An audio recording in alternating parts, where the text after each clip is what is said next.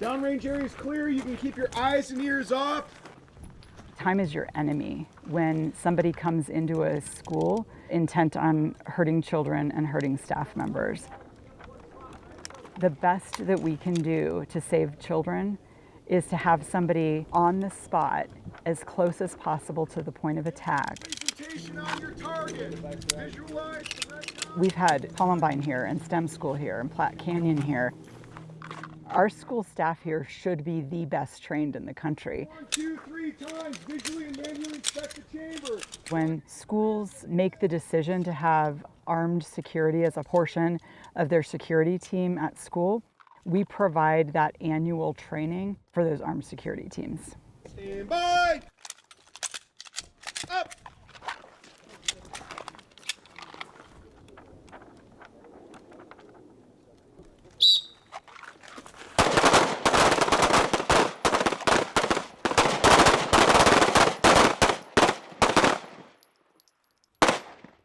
FASTER stands for Faculty Administrator Safety Training and Emergency Response. Scan and assess. Holster. And so it comprises both the firearms portion of stopping an active threat in the school and also the medical portion of stopping catastrophic bleeding that could happen if there was some sort of a shooter on campus. Our instructor team are all active duty law enforcement and first responders. Many of them were on a SWAT call last night and then came today to teach a class. 2 rounds center mass, combat reload, 1 round center mass. Faster Colorado has 4 different courses. We have level 1 through level 4. In level 1, we effectively start them on a static range, which means it looks much like what's behind me here, and learn basic marksmanship skills, safety and operation of a firearm, how to holster and safely control a firearm in different types of threat environments. And then finally, we put people through a force-on-force simulation in which we use simulation firearms. This building tries to simulate as many possible room entries that we can encounter out in the real world. So it's got long halls, big rooms, small rooms. From the catwalk, instructors have kind of a bird's eye view of what's happening. We can see students coming in through the main entries, how they enter rooms, how they clear through the building.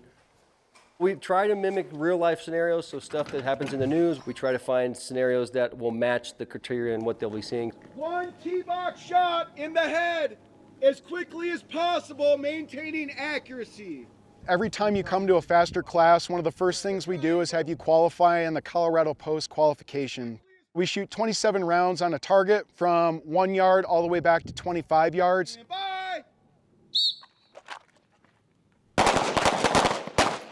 The regular post test is 25 shots, and we add 2 additional shots here. Holster. We require 100% no-fail accuracy, which means they have to get 27 rounds out of 27 rounds on the target. If they don't pass that requalification, they are permitted to attend the remainder of the course, but they do not receive a passing qualification score or a passing certification. They only get an attendance certification. In our level 1 class, we average about 15% of people don't pass, and we're okay with that. It's a hard enough test that not everybody passes it. Today we're at a level 3 and 4 class, so by this time these folks have been with us for 4+ years. Some of them have been with us the full 8 years that we've been doing this training. It's all volunteers, so this isn't just a willy-nilly, we're pulling up with a wheelbarrow full of guns and saying everybody come take one. The people who volunteer for these programs, most of them have between years and decades of firearms experience. About 40% of the people that we see are actually teachers. So when you hear the language armed teacher, yes, some of them are teachers, but most of them are not. So there are janitors and coaches and principals and school nurses, and we've had a lunch lady come through. Going into this year, we were working with schools in 41 of Colorado's 178 school districts, and we were right around 300 people that we've trained. Of the schools that have come through FASTER, about 60% of them are rural schools. The rural school districts are very interesting. They were the earliest adopters of this because of how far away they are from law enforcement response and medical response. Line appears ready. Same drill. Stand by.